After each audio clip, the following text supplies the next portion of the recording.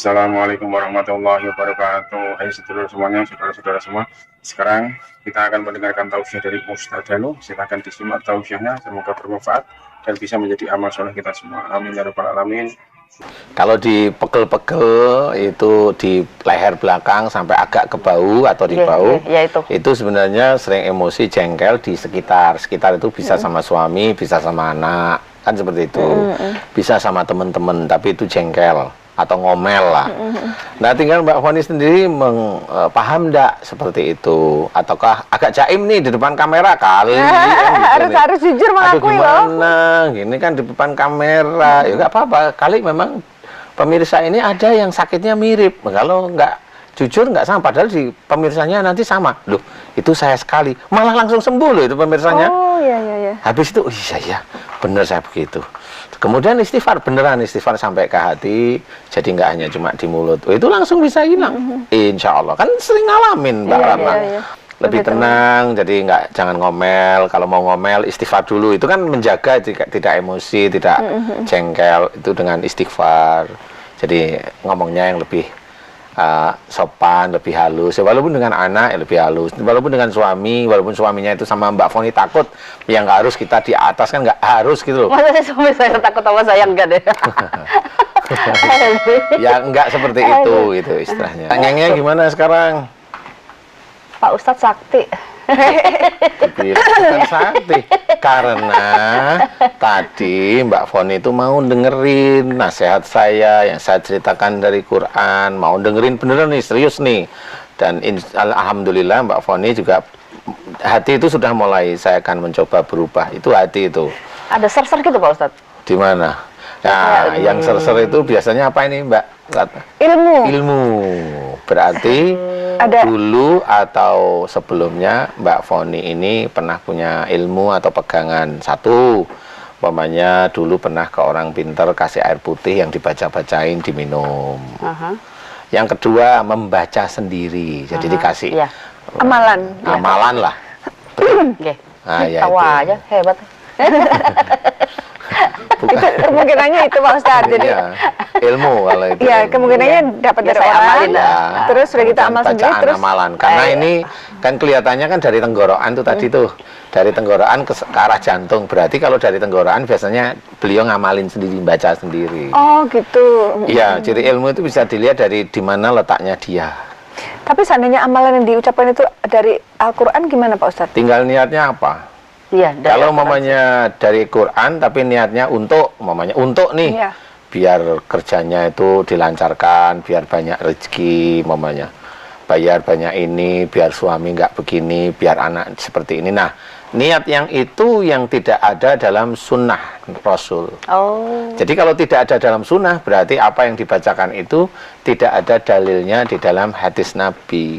Kalau tidak ada dalilnya dalam hadis Nabi sendiri, berarti memang itu Rasul tidak menggunakan. Kalau tidak menggunakan, berarti kita mengada-ada ibadah sendiri. Bid'ah dong.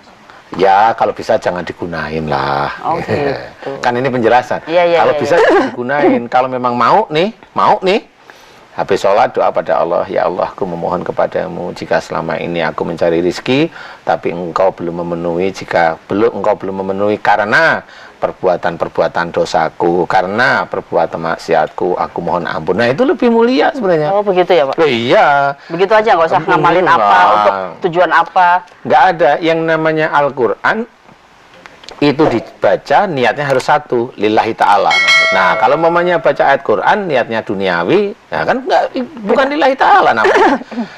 Padahal sudah kita sering mengetahui inna sholati wa nusuki wa mahyaya wa mamati lillahi rabbil alamin. Sesungguhnya sholatku, ibadahku, hidup dan matiku hanya untuk Allah rabbil alamin. Nah, berarti sholat itu lillahi ta'ala. Jadi sholat tidak boleh, sholat itu umpamanya yang sering kita sholat duha biar rezekinya tambah. Nah, itu nggak boleh. Sholat itu niatnya satu, lillahi ta'ala. Nah, teman-teman kita nggak ngerti kalau mamanya, oh kamu ingin rezekinya banyak, sholat duha. Nah, malah salah yang begitu. Di sela-sela bismillah. Nah, disitulah Allah nanti mempertimbangkan kuat mana, bismillahnya atau duniawinya. Allah yang tahu. Kalau Allah yang tahu, nggak taunya kuat duniawinya, nggak akan jadi amal soleh. Iya, seperti Nggak itu ya. akan jadi amal soleh seperti itu. Makanya kenapa di sini ada bacaan-bacaan mantra, kenapa ada jin? Karena niatnya bukan karena Allah pasti. Kalau kita membaca Quran niatnya lillahi ta'ala, insya Allah nggak ada jin yang masuk. Karena modus gitu. Yakin. Nanti kalau sudah terlanjur nih Pak Ustadz, gimana untuk menyembuhkannya? Ya, Doanya? kalau menyembuhkan gampang sih. Mbak Foni kan sudah pernah baca ya, doa. Ya Allah, jika saya pernah membaca surat ini, di mana niat saya untuk ini, nah jelas ya, di mana saya salah niat. Ya Allah, jika itu salah di hadapanmu, jika itu dosa di hadapanmu, aku mohon ampun atas dosaku. Ya. Tentang membaca surat ini yang tidak lillahi ta'ala. No, itu doanya seperti itu. Ini makhluk ini akan keluar. Insya Allah. Terima kasih Anda masih bersama kami di Bengkel Akhlak dan kita masih membahas mengenai rematik. Tadi Foni sudah menyatakan bahwa yang di tengkuk udah lumayan ya? Alhamdulillah. Yang di pundak Mendingan masih? banget. Yang di pundak? Tinggal ini di punggung. Oh, di pundak juga udah. Yang di punggung. Saya dulu pernah jatuh 2 tahun lalu Pak Ustadz. Licin di lantai itu, jatuhnya kalau terbang, bluk, aduh indah banget. Alhamdulillah kepala itu nggak sampai Nggak jeder. bentur. Tapi sini Masya Allah rasanya. Posisi jatuhnya punggung? Tidur. Oh, di bawah? Tidur begini telentang, astagfirullahaladzim terbang. Langsung Allahu Akbar, dosa saya banyak banget ini saya langsung begitu. Astagfirullahaladzim, apa ya? Kok bisa kepleset kayak gitu tuh kenapa ya? Tapi kalau kita berbicara tentang akhlak ya memang barangkali sebelum itu Mbak Foni pernah dengan sengaja atau tidak sengaja itu nyakitin orang. Sengaja tidak sengaja loh ya. Ini kan kadang orang kan lupa ya. Jadi nyakitin orang namanya Entah orang dari kan bercanda ya, mungkin Iya. gitu ya Pak dari Ustadz? bercanda tapi sehingga orang itu malu istilahnya sehingga merasa dia dijatuhkan, dihina. dipermalukan akhirnya jatuh dia sebenarnya. Nah, Oh, iya. walaupun umpamanya Mbak Foni bercanda loh sebenarnya, tapi itu kan nggak tahu kalau umpamanya bercandanya itu sebenarnya nggak pas bagi umpamanya dia biasa bercanda tapi pada waktu itu hatinya dia lagi gundah kayak gitu. Itu kan nggak bisa ya. Jadi istilahnya kalau sekarang sakit di sini ada 2 kemungkinan. Kayaknya ada makhluk yang Oh, ada ilmunya masih. ya ada makhluk yang dia memang tidak suka sama karakternya Mbak Foni. Nah, itu makhluk itu dari ilmu leluhur atau? Enggak. Makhluk itu kayaknya memang masuk karena memang Mbak Foni jatuh, dia masuk. Oh, Begitu ya? Iya, dia mempersiapkan diri untuk merusak punggungnya Mbak Foni. Kayaknya loh ya ini. Kayaknya. Nah, itu Bisa diobatin atau gimana Pak? insya Allah bisa. kalau saya sih nggak bisa ngobatin. Enggak, maksudnya tetap dengan akhlak. Iya, memang harus dengan akhlak. Iya, Kan iya, kalau iya. akhlak kan urusannya kita dengan Allah, harus keseriusan. Sekarang kan begini, kalau Mbak Foni tadi serius betul nih, Mbak Foni sering ngomel-ngomel dengan keadaan sekitar. Enggak setiap hari sih sebenarnya. Iya, Maksudnya iya.